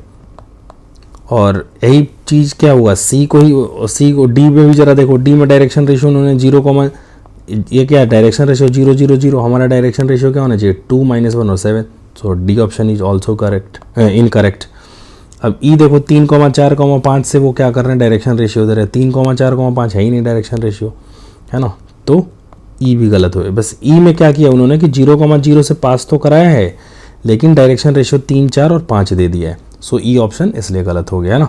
सो only correct option A and B. So कौन सा ऑप्शन, फर्स्ट। तो अब सोचो मैच कितना आसान सवाल था, ठीक है। आगे बढ़ो। अब क्वेश्चन नंबर 11 देखोगे ना, तो मतलब 11 देखो क्या उन्होंने बोला कि एंगल बिटवीन, अभी तक का सबसे अच्छा क्वेश्चन है, बहुत इंपॉर्टेंट, मतलब बहुत अच्छा सवाल है, ठीक है, मतलब बहुत ही अच्छा सवाल है। मैं क्या बताऊं तुमको, इतनी तारीफ की जाए। एंगल बिटवीन ऑब्ट्यूज है, तो ठीक है भाई, एंगल जैसे ही आ गया तो हमको हमारा काम ही क्या है, ए डॉट बी निकालना। ऑब्ट्यूज बोला है यार, यानी जो भी कॉस थीटा है ना वो क्या होगा, ऑब्ट्यूज का मतलब क्या होता है कि ऑब्ट्यूज का मतलब तो तुम क्या समझो कि थीटा क्या है, theta is greater than 90 degree, और 90 डिग्री, और पक्का थीटा 0 से 180 के बीच में ही होना है ना, लेकिन 90 से 180 के बीच में कॉस थीटा क्या होता है, निगेटिव होता है, यानी कॉस थीटा तो क्या आ गया, लेस देन 0। इन्फॉर्मेशन है ऑब्ट्यूज का मतलब, तो बस इतना सा बात है। तो ये डॉट बी निकालोगे तो क्या आ जाएगा, मॉडुलस ऑफ ए, ठीक है, into modulus of B cos theta. और तुम ध्यान करो ना, तो मॉडुलस ऑफ ए हमेशा क्या होता है, ग्रेटर देन 0, क्योंकि हमेशा मॉडुलस क्या आएगा, पॉजिटिव ही आएगा। किसी भी वेक्टर का लेंथ क्या आएगा, पॉजिटिव आएगा, और ये क्या हो गया, ये भी क्या होगा, ग्रेटर देन 0। तो कुल मिला के क्या हो गया कि ये भी पॉजिटिव है, ए भी, और ये भी पॉजिटिव है, पी भी, और कॉस थीटा क्या है, निगेटिव। तो कुल मिला के टोटल क्वांटिटी क्या आ गया, निगेटिव, यानी ये डॉट बी जो आ रहा है वो क्या आ रहा है, निगेटिव आ रहा है। और ए डॉट बी क्या आ रहा है, ए डॉट बी निकाल दो तुम, 14y² minus 8y plus y। अब निगेटिव बोलने का मतलब क्या है कि दिस इज लेस देन 0, और हमको क्योंकि हिंट मिल रहा है ना भाई, क्योंकि वो कैसे आएगा, अगर ये दिमाग में नहीं है कि लेस देन 0 लिखना है, वो कैसे आ रहा है, ऑप्शन देखो ना, मतलब वो y की रेंज के बारे में बात कर रहा है, तो भाई निगेटिव वो क्या लिखना पड़ेगा, लेस देन 0, ठीक है, डन। मतलब अभी तक का बहुत अच्छा सवाल मेरे को लगा ये। तो यहाँ पे क्या हो गया, 14y² और माइनस 7y लेस देन 0, और 7y को तुम तो यहाँ पे ले लो, तो अंदर क्या बच गया, 2y - 1। अब लीनियर इनइक्वालिटी सॉल्व कर दो। जहाँ भी तुमने पढ़ा होगा तो गुरुजी ने तुमको बताया होगा कि हर जहाँ पे वैल्यू ये 0 हो रहा है बॉक्स वाला, वहाँ पे उसको नंबर लाइन पे प्लॉट कर दो। तो यहाँ पे क्या हो गया 0, और यहाँ पे क्या हो गया हाफ। अब तुमको है ना, तो मेरे से पढ़ते तुम तो ऐसे ही बोल देते कि प्लस माइनस प्लस ऐसे कर लो, लेकिन अगर मान लो ये नहीं समझ में आएगा अभी, क्योंकि अभी तो समय नहीं है, तो तुम क्या करो कि 1/2 से कोई बड़ा नंबर लो, 1 ले लिया, 1 इसमें रख के देखो तो क्या आ गया, पॉजिटिव। तो इधर का क्या हो गया, पॉजिटिव। 0 और हाफ के बीच में कोई एक नंबर ले लो, 1/4। 1/4 रखोगे तो पूरा क्या टर्म निगेटिव आ जाएगा, तो यहाँ पे वैल्यू क्या आ जाएगी, निगेटिव। और यही तुम 0 से छोटा -1 लेके देख लो, है ना, -1 लेके देखो तो तुम -1 रखोगे, ये माइनस और ये भी माइनस, तो यानी माइनस माइनस क्या हो गया प्लस, यानी कुल मिला के क्वांटिटी इधर क्या आ जाएगा, पॉजिटिव हो जाएगा। ठीक है जी। तो हमको क्या चाहिए था, हमको तो ये वो वाई की वैल्यू चाहिए जहाँ पे नेगेटिव हो, तो वो नेगेटिव कहाँ है, 0 और हाफ के बीच में। सो डेट्स वाई वाई की जो वैल्यू है वो है 0 और हाफ के बीच में। ये बहुत ही अच्छा सवाल है ना, मतलब मेरा तो मन खुश हो गया इस क्वेश्चन को करके। चलो तो हम लोग क्वेश्चन नंबर 12 की तरफ बढ़ते हैं। तो क्वेश्चन नंबर 12 में देखो क्या बोला उन्होंने कि shortest distance between this line and this line. तो जब भी ना पहले तो पहला कैच क्या है कि जब भी ना तुमको कार्टेशियन फॉर्म में इक्वेशन ऑफ लाइन रहे तो उसको तुम वेक्टर फॉर्म में बनाओ, है ना। तो और उसका क्योंकि फार्मूला वहाँ से बहुत ज़्यादा आसान है, उसके बनाने के लिए जैसे तुम वेक्टर फॉर्म में बनाना चाहोगे तो पहले देखो लाइन का जो इक्वेशन कार्टेशियन फॉर्म में लिखा है, स्टैंडर्ड फॉर्म में नहीं है। ये वाला तो इक्वेशन स्टैंडर्ड फॉर्म में है लाइन का लिखा हुआ, ये स्टैंडर्ड फॉर्म में नहीं, क्योंकि 1 - x है, होना चाहिए था x - x1 बराबर y - y1 वाला फॉर्म में, है ना। तो सबसे पहले तो हम लोग उसको क्या करेंगे, स्टैंडर्ड फॉर्म में बनाएंगे इसको सब लाइन को। ठीक है, तो स्टैंडर्ड फॉर्म में तुमने बना लिया तो तुम्हारे पास क्या आ गया, कौन सा लाइन बन गया, फर्स्ट वाला लाइन तो ऐसे बन गया। ठीक है, फिर उसको वेक्टर फॉर्म में चेंज किया तो ऐसे आ गया, है ना। और इसको a1 की वैल्यू क्या आ गई, ये आ गई, और ये क्या आ गई, b की वैल्यू आ गई। फिर ऐसे ही इसको किया तो ऐसे आ गई, तो फिर इसको वेक्टर फॉर्म में कन्वर्ट किया तो ऐसे आ गई, और a2 की वैल्यू तो यहाँ a है, यानी b वेक्टर। देखो यहाँ पे जरा ध्यान देखो, इसको और इसको देखो, दोनों सेम है, यानी आपस में L1 लाइन जो है वो पैरेलल है L2 के, है ना, क्योंकि इसका भी डायरेक्शन यही है, इसका भी डायरेक्शन यही है। Distance between two parallel line क्या होता है, a2 - a1, उसका क्रॉस प्रोडक्ट ले लो, या b क्रॉस a2 - a1, है ना, डिवाइडेड बाई b वेक्टर। तो ये हमारा डिस्टेंस फार्मूला आ गया। अब a2 - a1 करो तो क्या हो जाएगा, a2 - a1 कर दो। a2 - a1 करने पे क्या आ गया भाई, अपने पास a2 वेक्टर -a1 किया तो तुम्हारे पास क्या आ गया, 2, 0, 1, और हमारे पास b वेक्टर क्या था, -1, 1 और 1। तो हमारा टारगेट क्या है पहला काम क्या है कि b cross a2 - a1 vector को निकालना।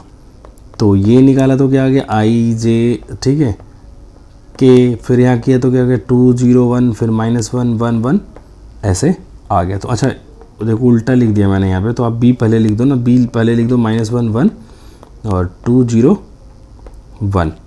तो ये सब सॉल्व करोगे तो 1 यानी i कैप, और इधर किया तो क्या हो गया, 3j कैप, और ऐसे किया तो माइनस का 2k कैप आ गया, है ना। अब इसका मैग्नीट्यूड निकाल दो। अब इसका तुम जब मैग्नीट्यूड निकालने गए किसका, b cross a2 - a1 vector का, इसका मैग्नीट्यूड निकाल दो आप।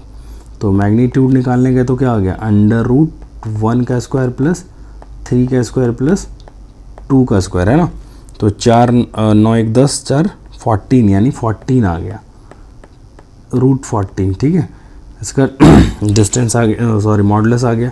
और b वेक्टर का जब तुम निकाल दो, क्या निकाल दो, मैग्नीट्यूड, तो b वेक्टर का क्या आ गया, √3 आ गया।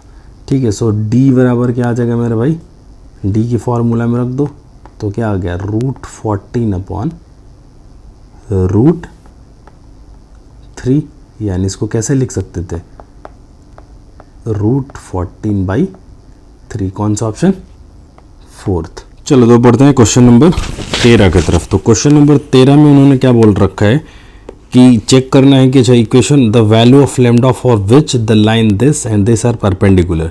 तो मतलब दो लाइन का इक्वेशन दे रखा है, वो बोल रहा है कि परपेंडिकुलर है, तो भाई डायरेक्शन रेशियो उनका डॉट प्रोडक्ट ले लो, वो 0 हो जाएगा। जब दो वेक्टर अगर मान लो उनका अगर दो लाइन आपस में परपेंडिकुलर हो तो उनका डॉट प्रोडक्ट क्या हो जाएगा, 0 हो जाएगा। लेकिन फिर से देखो इसमें लाइन का जो इक्वेशन है ना वो स्टैंडर्ड फॉर्म में नहीं है, ना यहाँ पे है ना यहाँ पे है। तो सबसे पहले दोनों लाइन का स्टैंडर्ड फॉर्म में चेंज करो, स्टैंडर्ड फॉर्म में चेंज करो तभी डायरेक्शन रेशियो आएगा। तो स्टैंडर्ड फॉर्म में चेंज करने के बाद ऐसे आ गया, यानी अब इस लाइन का, जैसे इस लाइन को हमने बोला L1 तो इसका, और इसको लाइन को बोला हमने L2, तो डायरेक्शन रेशियो ऑफ L1 है ना, डायरेक्शन रेशियो ऑफ L1 क्या आ गया कि L1 का डायरेक्शन रेशियो क्या है, जरा ध्यान से देखो तो -3 -5/4 और 3, और यही L2 का डायरेक्शन रेशियो जरा चेक करो तो क्या आ गया तुम्हारे पास -3 3/2 और माइनस का लेमडा। अब इनका डॉट प्रोडक्ट क्या होगा, इनका आपस में कर दो प्रोडक्ट वो 0 के बराबर, तो -3 इंटू -3 करोगे तो क्या आ जाएगा 9, और माइनस इधर करोगे तो क्या आ जाएगा 15/8, और इधर करोगे तो क्या हो जाएगा माइनस का 3 लैम्डा, दिस शुड बी 0। कुछ नहीं किया, इसका मल्टीप्लिकेशन, इसका मल्टीप्लिकेशन और इसका मल्टीप्लिकेशन जोड़ दिया। तो अभी इसको कैलकुलेशन करो तो क्या आ गया, इधर आ गया तो 72 - 15/8 बराबर क्या आ गया हमारे पास 3 लैम्डा। तो इसको थोड़ा ठीक से करो, 12 में से 5 गया तो क्या बच गया भाई 7, और इधर क्या हो गया 6 इससे में से एक चला गया तो 57/8 बराबर 3 लैम्डा, यानी दिस सिंप्लाइज लेमडा की वैल्यू क्या आ गई 19/8। ठीक है, सो फोर्थ इज ऑप्शन। चलो तो बढ़ते हैं हम लोग क्वेश्चन नंबर 14 की तरफ। तो क्वेश्चन नंबर 14 में क्या बोल रहे हैं, जरा ध्यान से देखो कि ए वेक्टर दिया और बी वेक्टर दिया, बोल रहे हैं कि ए वेक्टर यूनिट वेक्टर है, तो ए यूनिट वेक्टर इसका मैग्नीट्यूड क्या होना चाहिए था 1 होना चाहिए। तो साफ साफ दिख रहा है कि 4 का स्क्वायर 3 का स्क्वायर जोड़ 1 का स्क्वायर करेंगे, अंडर रूट करेंगे, 1 तो नहीं आएगा, है ना। तो फर्स्ट ऑप्शन तो ऐसे ही गलत हो गया। ठीक है, बी ऑप्शन जरा देखो, ए क्रॉस बी निकालना पड़ेगा, अब इसके अलावा तो कोई ऑप्शन नहीं, तो ए क्रॉस बी तो फटाफट निकालो कैलकुलेशन फास्ट करके, आई जे और के, तो ये हो गया ऊपर में क्या हो गया ए क्या है, ये ज़रा ध्यान से देखो तो क्या आ गया 4 -1 और 3 और -2 1 और -2, है ना। अब इसको थोड़ा फास्ट कैलकुलेशन करोगे तो 2 - 3 यानी माइनस का आई कैप, ठीक है, फिर -8 + 6 करोगे तो क्या हो जाएगा, और -j कैप +2 का जे कैप, और 4 - 2 यानी 2 के कैप। ठीक है, तो ए क्रॉस बी आ रहा है क्या, ये बिल्कुल आगे मैच कर गया ना, तो बी तो सही है। अब C A and B are parallel vector. देखो पैरेलल वेक्टर के लिए होना क्या जरूरी है कि ए वेक्टर अगर बी वेक्टर पैरेलल है तो A should be equal to M into कुछ भी एम ले लो, एम कोई स्केलर है वो बी वेक्टर के बराबर, मतलब ऐसे कॉम्बिनेशन में लिख सकते हैं ए बराबर एम इंटू बी वेक्टर। अब यार साफ साफ दिख रहे हैं, यहाँ 4 है यहाँ 2 है, तो चलो -2 से डिवाइड भी किया तो यहाँ -3/2 देख रहे हो, यहाँ पे 3 है और यहाँ पे 2 है, तो अंधा आदमी बता देगा कि तुम कुछ भी कर लो इसको, जैसे मान लो आधा भी किया ना तो यहाँ पे तो फिर जनरेट क्या हो जाएगा 3/2, तो यहाँ पे 3/2 तो है ही नहीं, है ना। फिर 1 भी हो गया, यहाँ पे भी नहीं, साफ साफ दिख रहा था कि नहीं है, तो वो पैरेलल भी नहीं है। ठीक है, और फोर्थ ऑप्शन पढ़ो। फोर्थ ऑप्शन में बोला नाइदर पैरेलल है तो सही, लेकिन परपेंडिकुलर चेक करना पड़ेगा, तो परपेंडिकुलर चेक करने के लिए क्या करना पड़ेगा, ए डॉट बी निकालो, तो 4 - 2 किया तो -8, और -1 इंटू -1 किया तो -1, और 3 में -4 किया तो -6, ए नॉट इक्वल टू 0 है, तो ए डॉट बी जो है वो परपेंडिकुलर नहीं है, यानी ये vector does not perpendicular to B vector, और ऐसे ही A vector not equal to M into B vector. ठीक है, सो इसका मतलब क्या होगा कि this is neither parallel nor perpendicular, so A and D are, so B and D is the correct, so fourth is the option. ठीक, question number 15 की तरफ देखो। 15 में देखिए कि सी वेक्टर दिया हुआ है कि 5a - 4b वेक्टर, और डी वेक्टर भी दिया हुआ है। ठीक है, अच्छा ए और बी 2 यूनिट वेक्टर है, ठीक है जी, परपेंडिकुलर टू ईच अदर। अच्छा सी और डी जो है परपेंडिकुलर टू ईच अदर है, तो perpendicular then find the angle between A and B. तो परपेंडिकुलर जैसे ही बोला ना, तो सी डॉट डी क्या होना चाहिए 0 होना चाहिए, तो सी डॉट डी क्या है हमारे पास 5a vector - 4b vector into A vector +2b vector, this should be 0। तो इधर सॉल्व करो तो क्या आ गया 5a किया तो क्या हो गया 5 modulus of a square -4b dot a, ठीक है, plus 10a dot b -8 modulus of b square. ठीक है, और हम लोग जानते हैं कि b डॉट a बराबर a डॉट b होता है। ठीक है, तो इसको सॉल्व कर देंगे तो क्या आ जाएगा। अच्छा, एक चीज़ और दे रखा है उन्होंने कि मॉडुलस ऑफ a दे दिया है कि क्या है 1 है, और मॉडुलस ऑफ b दे दिया है कि वो क्या है 1 है, क्योंकि यूनिट वेक्टर है, तो इधर से तो क्या आ गया 5, और 10 में से 6 गया तो क्या हो गया 10 में से 4 गया तो क्या हो गया 6, तो यानी 6 a डॉट b, और इधर किया तो 8 यानी 0। ठीक है, so this implies A dot B बराबर 5 में से 8 गया तो क्या हो गया 3 3 इधर आ गया, ठीक है जी। जो और हमने गलती की -4 में से किया तो +6 आएगा ना, तो इधर +6 आएगा तो क्या आ गया 1/2, यानी ए डॉट बी बराबर क्या आ गया हाफ। अब ए डॉट बी बराबर हाफ आ गया तो ए डॉट बी क्या होता है, ये डॉट बी क्या होता है भाई, modulus of A into modulus of B cos theta. So this implies A dot B बराबर इतना आ गया ना और ए डॉट बी हमारे पास क्या है भाई, ज़रा ध्यान से देखो तो क्या आ रहा है,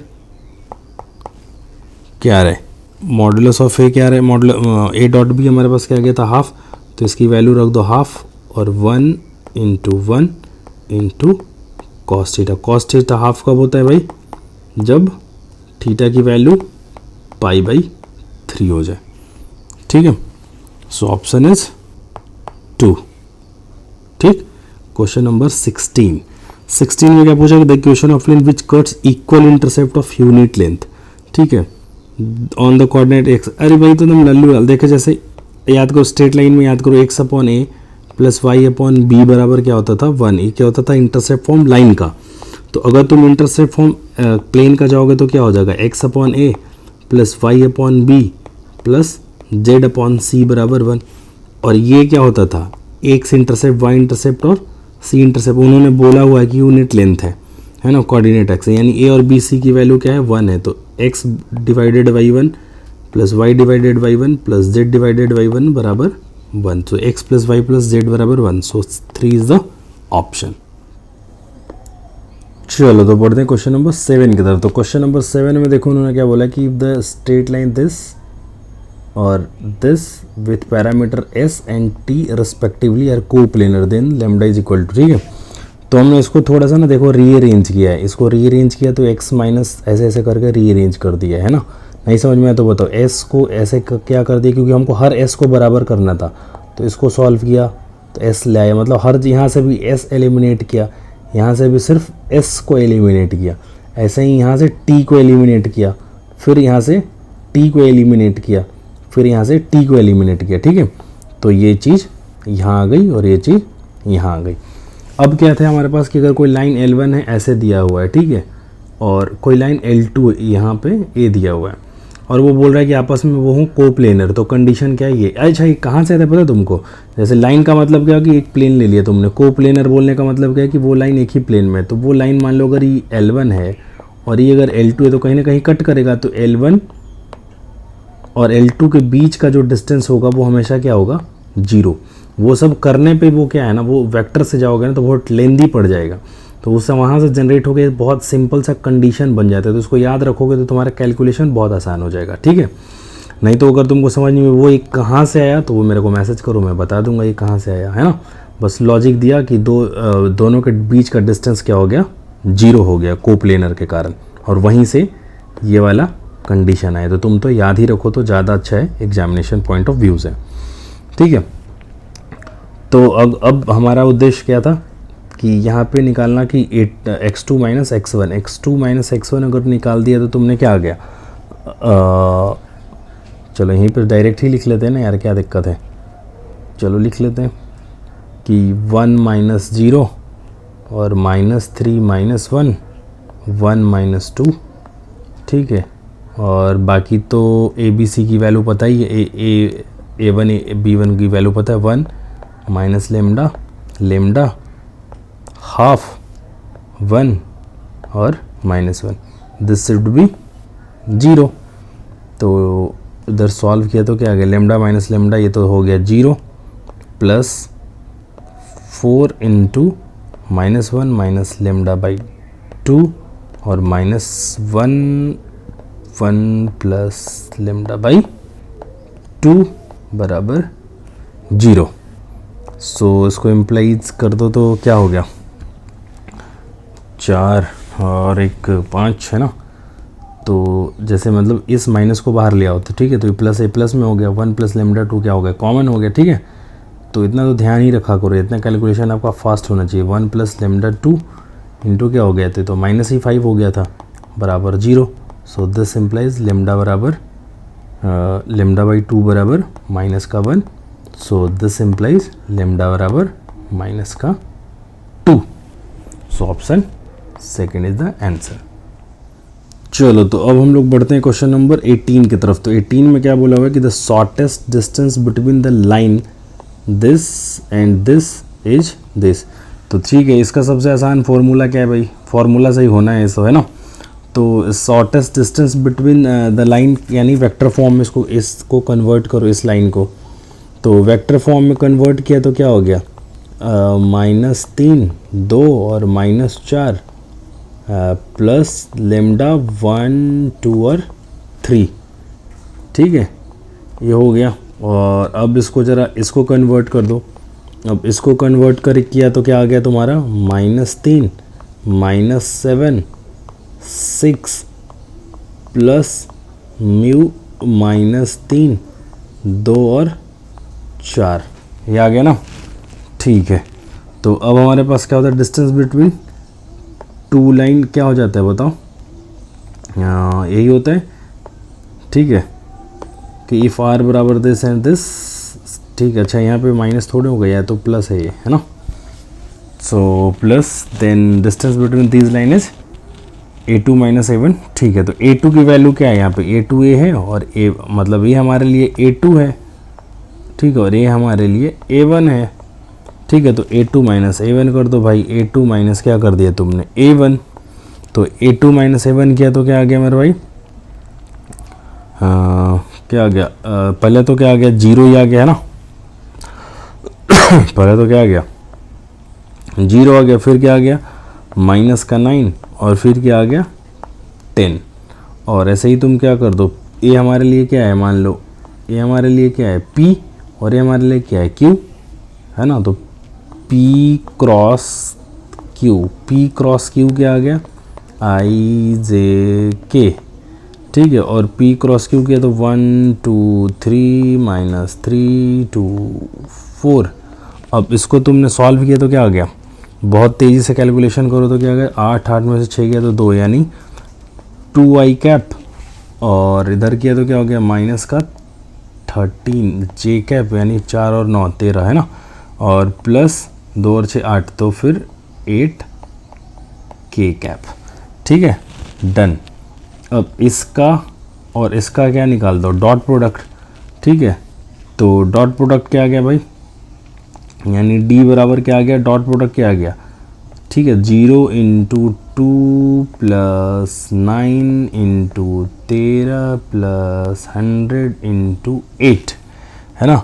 अब 13 में 9 से मल्टीप्लाई करो तो क्या आएगा भाई, अभी तो मतलब यार आपको कैलकुलेशन बहुत फास्ट होना चाहिए. आ जाएगा 117 और 80 आ गया, 10 में 8 किया तो ठीक है, यानी 197. ठीक है, अच्छा तो इसकी वैल्यू तो क्या आ गई ऊपर में 197. ठीक है, तो 19 हमने 7 बोल दिया है. ठीक है, तो आप ऐसे कर लो कि d बराबर यहाँ, और ये तो निकालना पड़ेगा ना मेरे भाई, P क्रॉस Q का मॉडुलस. तो P क्रॉस Q का जो मॉडुलस है वो क्या आ रहा था, इसका निकाल दो. क्या आ गया 4 और 13 किया तो क्या आ गया, 169 और प्लस 64. तो इसको मतलब यार ये मेरे काम नहीं है, मतलब ये आप खुद भी कर सकते हो. √237. तो यहाँ पे हो गया 237, यहाँ पे हो गया अंडर रूट में सब कुछ, है ना. अंडर रूट में 237. ठीक है, अब ऑप्शन देख लो कौन सा है, 4th. ठीक है, डन. मतलब इस क्वेश्चन में है ही नहीं, मेरे लिए कुछ है नहीं, आप कर सकते थे इसको, और आप ही करना भी चाहिए. अब फिर से 19 क्वेश्चन देखो. 19 क्वेश्चन क्या है, the set of value of x angle this is obtuse. देखो एकदम सेम 2024 में, इसीलिए प्रीवियस ईयर इंपॉर्टेंट है. देखो 2023 में उसने पूछा, फिर 2024 में भी पूछ लिया उसने. ठीक है, मतलब मैंने बोला था ना उस समय क्वेश्चन नंबर 11 की बहुत अच्छा सवाल है, तो फिर से बोला कि एंगल क्या ऑब्ट्यूज है. तो कॉस थीटा क्या हो गया मेरे भाई, नेगेटिव. ठीक है, एकदम same to same 11 number question वही है. तो मॉडुलस ऑफ ए क्या आ गया, पॉजिटिव. और मॉडुलस ऑफ बी क्या होगा, ये भी पॉजिटिव होगा. ठीक है, याद रहे कुछ. तो ये डॉट बी क्या हो गया, modulus of A into modulus of B cos theta. तो ये पॉजिटिव है, नेगेटिव, तो टोटल क्या हो गया, नेगेटिव. ठीक है, तो यानी ए डॉट बी क्या हो गया, निगेटिव। और ए डॉट बी की वैल्यू ज़रा चेक करो तो क्या आ गया, 14x² माइनस का 8x। ठीक है, वहाँ y हो गया था x की जगह पे, और यहाँ पे क्या हो गया, x, एकदम सेम टू सेम, है ना। तो यानी क्या बोल दिया जाए, अब रेंज निकालना है तो क्या निगेटिव की जगह पे ऐसे भी लिख सकते थे कि 14x² minus 7x, this should be less than 0। ठीक है, तो 7x को तुम ले लो कॉमन, तो अंदर क्या बच गया, x माइनस, सही लिखा है हमने, 2x है ना, 2x minus 1 less than 0, done. फिर वही 0 और हाफ। और क्वेश्चन नंबर 11 जस्ट याद करो, वहाँ बोल चुका था, इधर क्या हुआ था, साइन पॉजिटिव का हुआ था, और इधर किसका साइन आ गया था भाई, बीच में किसका आ गया था, नेगेटिव का, और इधर क्या आ गया था, पॉजिटिव का। सो x कहाँ से कहाँ तक था, हमको नेगेटिव वाला साइन चाहिए था। 11 रिपीट हो रहा है ना, इसलिए मैं बहुत ज़्यादा एक्सप्लेन नहीं कर रहा हूँ। अगर आपको लग रहा है 19 पे सीधा सुन रहे हो तो 11 नंबर क्वेश्चन जाके फिर से सुन लेना, एकदम सेम सवाल है, वहाँ पे बस y आ गया था, यहाँ पे एग्जैक्ट सेम सवाल। ठीक है, क्वेश्चन नंबर 19। अब 20 की तरफ बढ़ो, डिस्टेंस बिटवीन 2 प्लेन। तो 2 प्लेन दिया हुआ, जरा चेक करो। पहला प्लेन क्या है, x plus 2y minus Z बराबर 5, और दूसरा प्लेन है 2x plus 4y minus 2z। अब 2z बराबर -2। अभी देख के ही लग रहा है ना कि ये पैरेलल है इसके, कैसे, 2 कॉमन ले लो, इसको थोड़ा सा ठीक से लिखो तो क्या हो गया, x plus 2y minus Z बराबर -1। ठीक है, तो ये हमारा प्लेन P2 और ये हमारा प्लेन P1। ठीक है, तो क्या हो गया, C1 याद करो ना, हम लोग याद कैसे याद है ना, ax plus by plus cz बराबर, अगर मान लो D1 है, और ax plus by plus cz बराबर D2 है, तो डिस्टेंस क्या हो जाता था, डिस्टेंस D1 माइनस D2 का under root a² plus b² plus c² का मॉड। ठीक है, डन। तो हमारे पास यहाँ क्या आ जाएगा, डिस्टेंस क्या आ जाएगा, ठीक है, 5 माइनस का -1 और अंडर रूट 1 का स्क्वायर प्लस 2 का स्क्वायर प्लस 1 का स्क्वायर, यानी क्या हो गया, ऊपर में तो आ गया 6 और नीचे भी क्या आ गया, √6। इसको थोड़ा ठीक से सॉल्व करो तो क्या आ गया, √6। ठीक है, मतलब सब सवाल में दम नहीं है, सब आप खुद से कर लेना। ठीक है, अब क्वेश्चन नंबर 21 में क्या बोला कि 3 पॉइंट आपस में क्या है, कोलिनियर है। तो ठीक है भाई, कोलिनियर है तो मैं एक पॉइंट यहाँ बोला, बी पॉइंट यहाँ बोला और सी पॉइंट यहाँ बोला। इनका ट्रायंगल का एरिया क्या कर दें, क्योंकि ट्रायंगल बना नहीं तो इनका एरिया क्या हो जाएगा, 0। ठीक है, तो एरिया ऑफ ट्रायंगल क्या हो गया, area of triangle ABC area denote कर रहा हूँ। ठीक है, ये क्या हो जाएगा, 0। और एरिया ऑफ ट्रायंगल क्या होता है, हाफ 1 1 1 यहाँ पे, और यहाँ पे क्या हो जाएगा 2। जैसे मान लो 1 1, तुम ऐसे चाहो ना, जैसे मर्जी है वैसे लिख लो यार, क्या दिक्कत है, एरिया ऑफ ट्रायंगल भूल थोड़े गए, 1 1 1 ऐसे लिख लेना, तुम कन्फ्यूजन होगा तो 2 लैम्डा तुम्हारा ऐसे प्रैक्टिस होगा, 0। फिर इधर क्या हो गया, -3 -1 और 4, दिस शुड बी 0। तो अब इसको डिटरमिनेंट को सॉल्व कर लो, तो डिटरमिनेंट को सॉल्व किया तो क्या आ गया मेरे भाई, 1 × 4 लैम्डा -2 × 4 + 1 - 3 × क्या हो गया, 0 minus lambda, this should be 0। तो 4 लैम्डा माइनस 4 1 5 5 में किया तो 10, और ये किया तो प्लस का 3 लैम्डा बराबर 0, यानी लैम्डा बराबर 10/7। सो कौन सा ऑप्शन, 4th। चलो, तो हम लोग देख रहे हैं क्वेश्चन नंबर 22। अब क्वेश्चन नंबर 22 में तुम ज़रा ध्यान से देखो, तो क्या बोल रहा है कि the shortest distance of the point 1 2 3 and X Y Z respectively. अच्छा यार, ये सब ना 2022 में आया हुआ है ना, 2022 यहाँ पे मेंशन नहीं किया हुआ हमने, ये भी देख लेना, ये भी 2022 में आया हुआ सवाल है ना, और ये भी जो है 2022 का क्वेश्चन है। ठीक है, तो ये सब देख लेना आप। ठीक है। तो हमने क्या बोला कि the shortest distance of the point 1 2 3 from X Y Z axes respectively. तो तुम जरा ध्यान से देखो, एक्सेस हमने बना लिया, ये हमारा ठीक है बन गया। तो इसको हमने बोला एक्स एक्सेस, इसको हमने बोल दिया है वाई एक्सेस, और इसको हमने बोल दिया है जेड एक्सेस। अब तुम एक मिनट के लिए सोचो कि वो पॉइंट पी यहाँ पे था, ठीक है। अगर मैं बिल्कुल लाइव होता ना तो मैं इतना बढ़िया समझाता ना इसको आपको, और मैं स्क्रीन पे लिख रहा हूँ इसलिए नहीं फील करा पा रहा हूँ, लेकिन फिर भी मैं एक बार कोशिश करना है ना। ये पॉइंट कहीं यहाँ पे हवा में होता है, मतलब ऐसा ही है मतलब मैं कैसे दिखा पाऊँ, नहीं दिखा पा रहा हूँ आपको, है ना। तो लेकिन फिर भी अगर मैं थियोरेटिकल पॉइंट ऑफ व्यू से बताऊँ तो मैं एकदम बिल्कुल बता दूंगा कि ये पॉइंट है 1 2 3 हमारे यहाँ पे, ठीक है। अब देखना जरा ध्यान से, उसने पहले बोला एक्स एक्सिस पे समझ लो तो काम हो जाएगा। उसने बोला कि एक्स एक्सिस से सबसे नज़दीक का डिस्टेंस कौन होगा, जो परपेंडिकुलर डिस्टेंस सबसे नज़दीक होता है। एक बात तो कन्फर्म है, तो ठीक है, ये हमारा ओरिजिन था, ठीक है भाई। यहाँ से हमने एक परपेंडिकुलर खींच लिया पी से, कहाँ पे, एक्स पे। अब एक बात बताओ यार तुम मेरे को कि एक्स एक्सिस पे एक्स के अलावा बाकी सारा पॉइंट्स क्या होगा, जीरो कॉम होगा कि नहीं होगा, वाई और जेड जीरो होगा कि नहीं होगा। तो यानी यहाँ का जो कोऑर्डिनेट होगा, हमने बोला कि चलो इसको हमने नाम दे दिया अभी के लिए एम।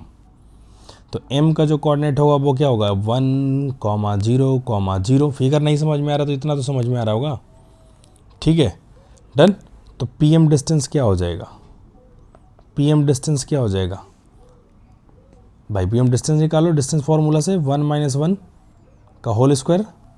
आ रही बात समझ में, 1 - 1 का होल स्क्वायर प्लस 2 - 0 का होल स्क्वायर प्लस 3 - 0 का होल स्क्वायर का अंडर रूट, ख़त्म। नहीं भी फिगर समझ में आया तो ऐसे तो कर ही सकते हो ना। तो यहाँ तो क्या आ गया, मेरी बात समझ रहे हो कि नहीं समझ रहे हो, कितना आसान बना दिया मैंने। 1 - 1 का होल स्क्वायर प्लस 2 - 0 का होल स्क्वायर प्लस 3 - 0 का होल स्क्वायर। क्या इशू आ गया, कोई इशू नहीं है। यानी 2 का स्क्वायर प्लस 3 का स्क्वायर, और ये क्या हो गया, 4 और 9 क्या हो गया, √13। मतलब आगे तो अब हम सॉल्व ही नहीं करेंगे, एक्स एक्सिस पे पूछा था ना उसने, तो √13 कहाँ पे लिखा हुआ है, यहाँ पे लिखा हुआ है ना। तो 2 मिनट में आंसर आ गया, ठीक है। तो फोर्थ इज, लेकिन फिर भी अगर मैं डिस्कस कर देता हूँ। अगर मान लो कोई पूछता कि अब वाई एक्सिस पे निकालते हैं, तो तुम वाई एक्सिस पे जैसे निकालने जाते तो चलो यहाँ का कोऑर्डिनेट हमने बोल दिया 1 मिनट के लिए कि परपेंडिकुलर खींचा और इसको हमने नाम दे दिया एन।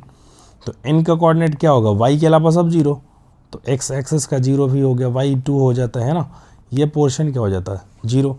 अब इसका डिस्टेंस इससे निकालो तो क्या हो जाएगा 1 का स्क्वायर कर देख लेना, अब 2 - 2 खत्म ही हो जाएगा, प्लस 3 का स्क्वायर का अंडर रूट, तो क्या आ जाएगा 9 + 1 यानी √10, ठीक है। ऐसा ही जेड पे करोगे तो क्या हो जाएगा, जेड अगर मान लो जेड पे निकालोगे तो जेड पे जब तुम निकालने जाते तो क्या हो जाता, ये वाला पार्ट और ये वाला पार्ट जीरो, सिर्फ जेड बचता है ना। तो वहाँ पे क्या हो जाता 0,0,3। अब उससे और इसके बीच का डिस्टेंस निकालते तो क्या आ जाता 1 का स्क्वायर प्लस 2 का स्क्वायर का अंडर रूट 3 - 3 का तो जीरो, तो यहाँ से क्या आ जाता √5।